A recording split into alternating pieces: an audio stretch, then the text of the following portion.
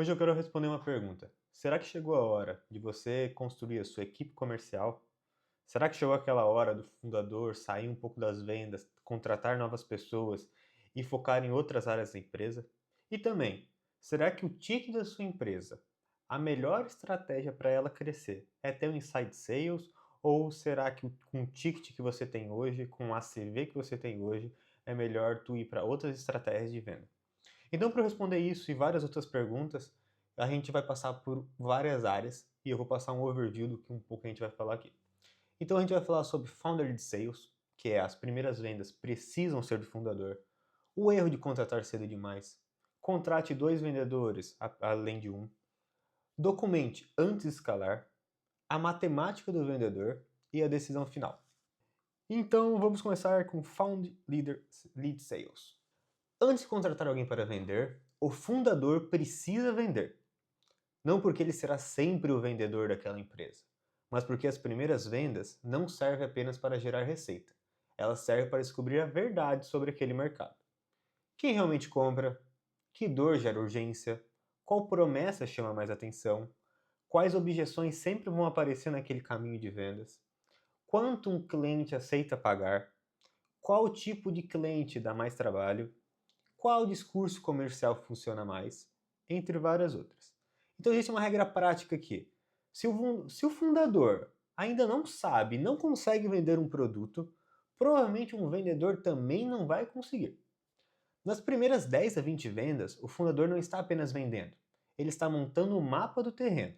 Está ouvindo as perguntas, as desculpas, as travas, os medos, as comparações com concorrentes, as expectativas de preço e o motivo pelo qual alguém diria sim ou não para o seu produto. Esse aprendizado vira matéria-prima para o processo comercial. Sem isso, qualquer contratação entra em um ambiente nebuloso. Então vamos falar um pouco sobre isso. Por que é tão importante o vendedor fazer as 10 ou 20 primeiras vendas do seu negócio? Por quê? Porque quem é a pessoa que mais sabe do produto, né? Você está criando uma nova startup, um novo serviço, qualquer coisa de recorrência de produto, quem conhece mais sobre aquilo? Você. Tu é a pessoa que mais vai conhecer sobre o seu produto. Então, tu é a pessoa com o maior know-how para conseguir vender isso para um mercado.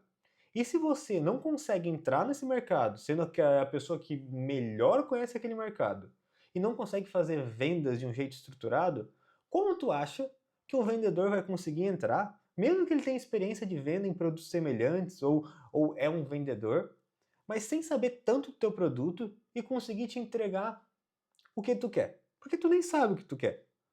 Porque se eu não sou o fundador e eu fiz as primeiras vendas, eu não sei quantas reuniões eu preciso para fechar uma venda, eu não sei qual que é o ticket médio que eu preciso fazer, eu não sei objeções, eu não sei nada. Então esse vendedor vai entrar cru na minha empresa e eu vou ter que aceitar tudo que ele fala, porque eu não testei o mercado, eu não sei se aquilo é verdade, eu não sei de nada. Eu literalmente não sei de nada. Então, o primeiro passo da tua empresa é muito importante tu vender os teus 10, 20, 30 primeiros produtos, né? Tu colocar tua cara, tu ir atrás, tu entender o mercado, tu entender objeções, para tu conseguir, depois disso, contratar o vendedor. Então, o erro de terceirizar a incerteza. Muita empresa contrata vendedor cedo demais, porque quer crescer. Mas o que ela realmente está fazendo é terceirizando uma incerteza, que ainda deveria ser resolvida pelo fundador. O problema não é contratar vendas. O problema é contratar vendas antes de existir um processo minimamente repetível. Sem processo, o vendedor entra em um cenário confuso, com um ICP mal definido, oferta mal posicionada, objeções sem resposta, ticket ainda não validado, demonstrações improvisadas, CRM totalmente bagunçado ou até inexistente, métricas sem padrão. Depois a empresa vai falar: ah, o vendedor não performou. Mas muitas vezes o vendedor não falhou. A empresa ainda não tinha uma máquina comercial mínima para esse vendedor entrar. Então vamos parar para analisar. Como eu disse antes, se eu sou o fundador e eu não consigo vender, não tem como eu cobrar do vendedor, porque eu não entendo as dores que ele vai passar.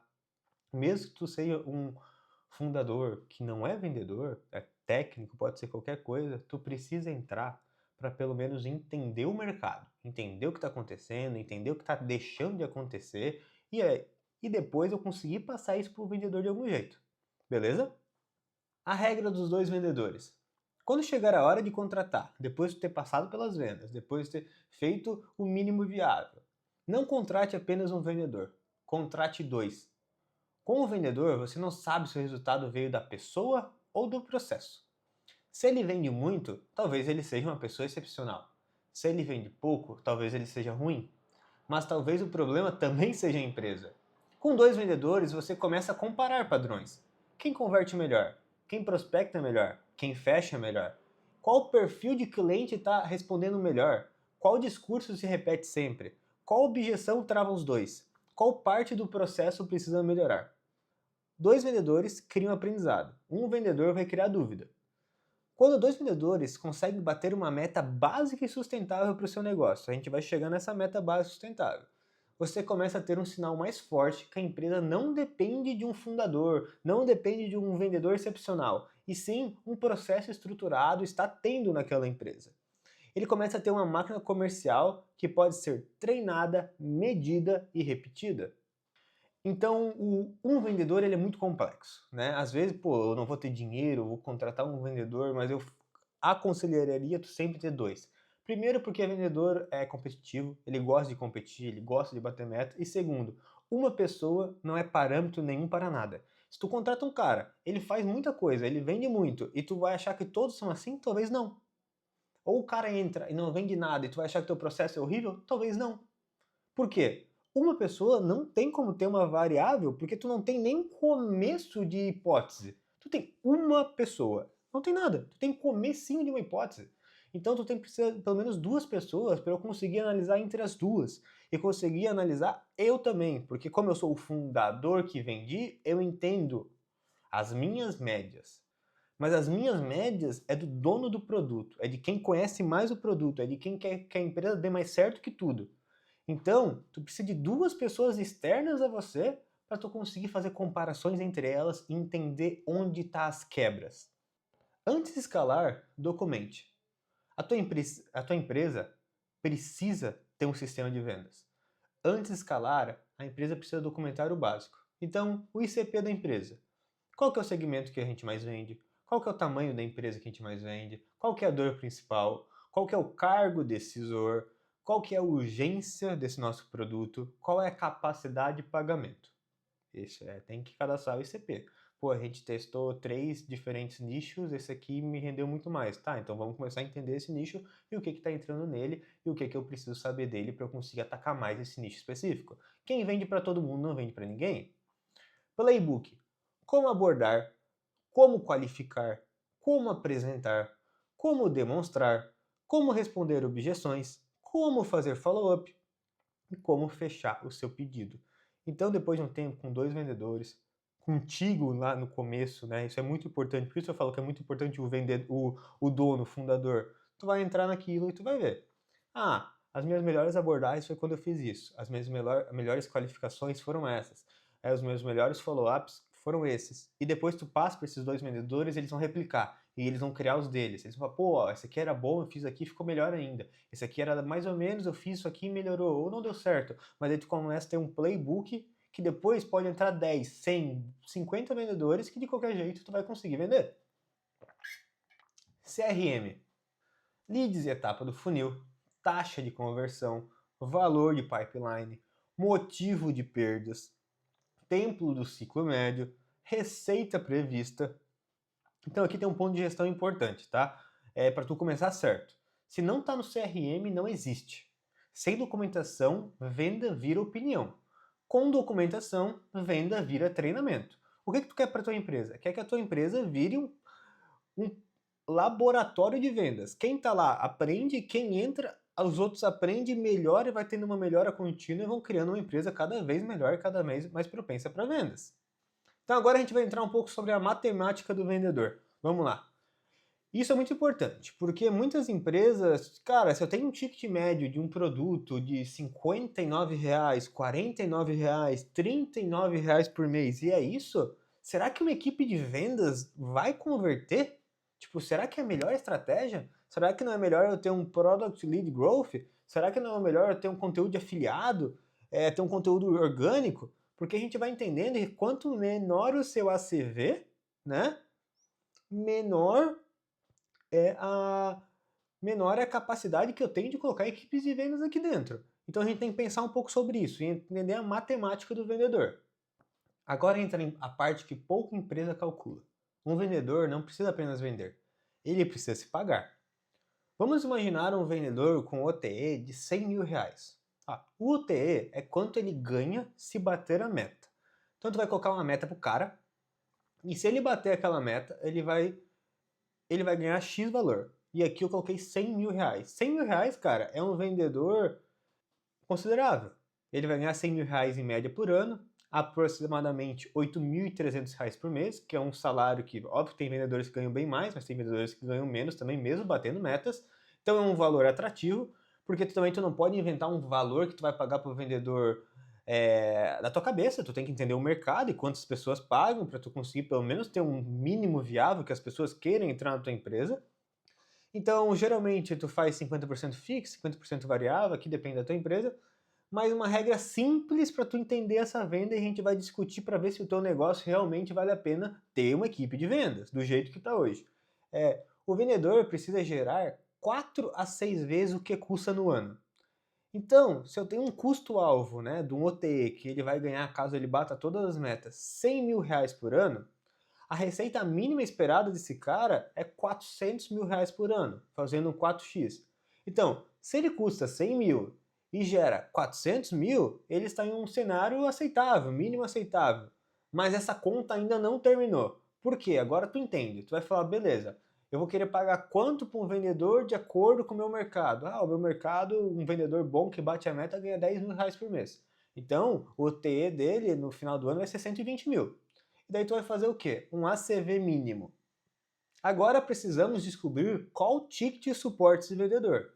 Se a meta anual é 400 mil reais que ele tem que me devolver, o ACV necessário depende de quantas vendas ele consegue fechar no mês. Então, eu tenho quanto eu vou ter que pagar para ele, caso ele bata as metas, 100 mil reais nesse caso. Eu tenho que ele tem que me trazer de 4 a 6 vezes, então eu tenho 400 a 600 mil, vamos colocar 400 aqui. E aqui eu tenho que entender, eu e os meus vendedores médios, não o melhor vendedor, o que se destaca, ou o que eu entenda de mercado, quantas vendas em média eu vou trazer por mês? Quantas vendas em média eu vou trazer por mês? Porque isso vai muito de acordo com o ticket médio que eu tenho que ter no meu produto. Então, para vocês entenderem, vamos supor que eu tenho um volume alto de vendas por mês, que são 12 vendas por mês, tá? 12 vendas por mês é legal. É 3 vendas por semana. Então tu tem que pensar, pô, meus vendedores entram com demonstração, tem tantas demonstrações por dia, eu fecho geralmente isso de clientes por mês. Então tu tem que entender quanto eu fecho por mês. Então se eu vendo 12 por mês, 12 vendas por mês, eu vou vender 144 num ano. Se a minha meta anual é 400 mil, o que eu vou fazer? 400 mil dividido por 144 vai me dar um ACV necessário de 2.767 por ano e um ticket médio de 231 reais por mês. Então o que é um ACV necessário? É quanto um cliente me deixa na minha empresa por ano. Então, para um vendedor que eu vou ter que pagar 100 mil e ele tem que me gerar 400 mil para valer a pena, e eu consigo fazer 12 vendas por mês, o meu ticket médio tem sido de 231 reais para cima. Para isso valer a pena. O meu ACV, mas eu vendo serviço, eu vendo um produto único, eu vendo uma coisa, então, ó, 2.777 por ACV. É aquilo ali. Eu vendo um serviço que é um mês e depois o cara não volta mais. Tudo bem, mas tu tem que ver o teu ACV. Tá pagando mais que os 2.777? Se sim, beleza. Vamos pensar em um volume mais conservador. Eu faço 8 vendas por mês. Então, beleza. Se eu faço 8 vendas por mês, eu vou fazer 96 vendas por ano. A minha meta anual continua a mesma, então eu vou ter um ACV necessário de 4.166, ou por mês, 347 reais. Nesse caso, se o meu vendedor médio faz 8 vendas por mês e eu pago 100 mil reais para ele por ano, com metas, etc., eu preciso de um ticket médio de 347 por mês, ou uma parcela única ou trimestral de 4.166 por ano. Então, uma conclusão da conta. Se o vendedor fecha entre 8 e 12 vendas por mês e precisa gerar 400 mil reais por ano, o produto precisa ter um ticket médio entre R$ 231 e R$ 347. Abaixo disso, venda humana com reunião individual, com one-to-one, começa a ficar perigosa. Não é impossível, mas a operação precisa ser extremamente eficiente, porque agora a gente vai passar para os próximos números. Quanto menor o ACV, menos humana deve ser a venda. Esse é o ponto central. Quanto menor o ticket, mais barato precisa ser o seu canal de aquisição. Se o cliente paga 59, 79 ou 99 por mês, talvez não faça sentido colocar um vendedor em reunião individual.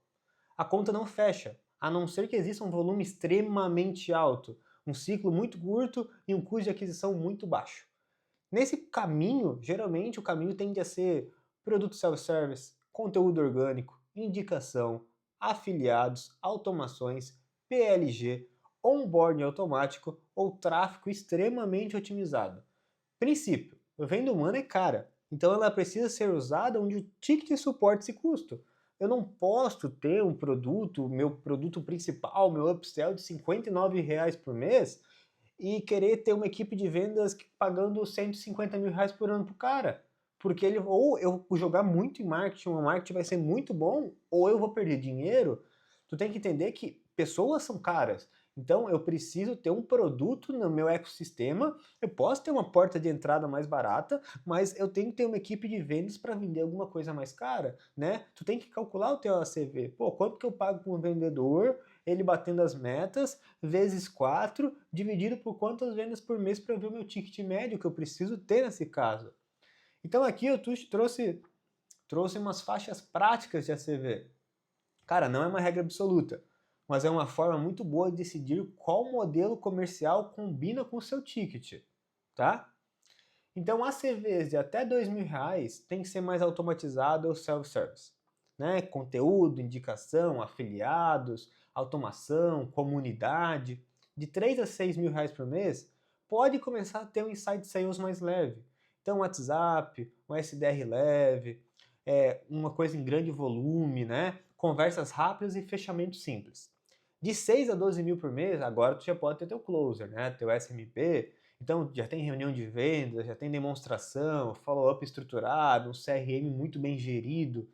De 12 a R$ 24.000 por mês, já pode ter uma venda consultiva leve.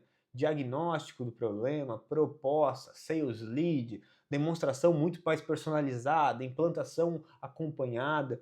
E acima de 25 por mês, aí eu já tenho uma venda totalmente consultiva, né? Com diagnóstico profundo, implementação assistida, proposta totalmente personalizada, um relacionamento grande com o decisor. Então, tu tem que entender onde tu está hoje, qual que é o teu ACV médio por cliente, né? O que que tu precisaria ter para conseguir colocar a tua equipe de vendas e a partir daí tu pensa, porra, beleza, agora eu vou ter minha equipe de vendas. Ou eu não tenho isso aqui hoje, eu não consigo, meu ticket é baixo, mas eu sei que eu posso pegar, continuar com esse meu canal de vendas que eu tenho hoje, e colocar uma equipe de vendas para trabalhar em cima de novos produtos que vão aumentar o meu valor dentro do mesmo cliente, porque isso é muito importante e muitas pessoas não falam. Tem até um vídeo no canal falando sobre isso. E aqui a gente vai entrar um pouco mais em número, tá? Para vocês entenderem isso, porque margem bruta muda tudo. Receita não é lucro. Vamos voltar ao exemplo do vendedor gerando R$ 400.000 por mês. Então, se ele tem uma receita anual gerada de R$ 400.000 por mês, eu tenho uma margem bruta de 80%, né? Então, eu tenho um lucro bruto de 320 mil. Se o OTE dele, quanto eu vou pagar por ano para ele, é R$ 100.000 por mês, eu tenho que colocar um multiplicador de custo nisso, porque a gente paga imposto, paga outras coisas. Aqui eu coloquei até um valor baixo, 1.4, poderia ser 1.68, poderia ser um pouco mais alto, mas beleza.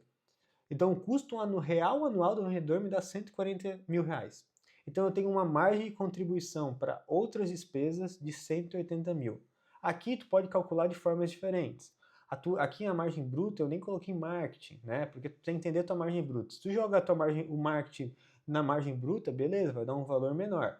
Ou depois você pode pegar na margem de contribuição e jogar para o marketing. Então, isso é uma coisa que cada empresa faz. Eu acertaria, na realidade, coloca, se tu conseguir segmentar bem a margem bruta de campanhas de vendas aqui, faz sentido, né? Eu acho que tu não pode, tu não deveria colocar custo direto, sei lá, uma campanha campanha de conhecimento, campanhas de coisas, talvez tu divida o teu marketing entre campanhas realmente de vendas, que vai entrar para os teus vendedores, e campanhas mais de conhecimento, etc. E daí isso aqui entra no teu custo, entra na tua contribuição de custo, né, nas suas despesas administrativas, e aqui a de vendas já entra na tua margem bruta, que daí isso aqui tende a baixar.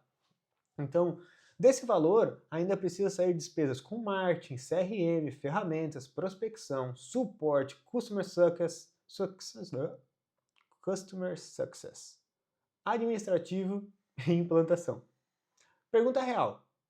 Vender 400 mil não significa sobrar 400 mil. A única pergunta que realmente importa é quanto sobra depois de tudo. Por isso, a empresa precisa entender o financeiro antes de escalar as vendas, antes de contratar time comercial.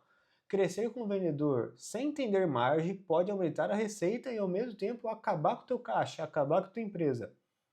Então, existe um payback do vendedor, uma conta simples para avaliar a contratação.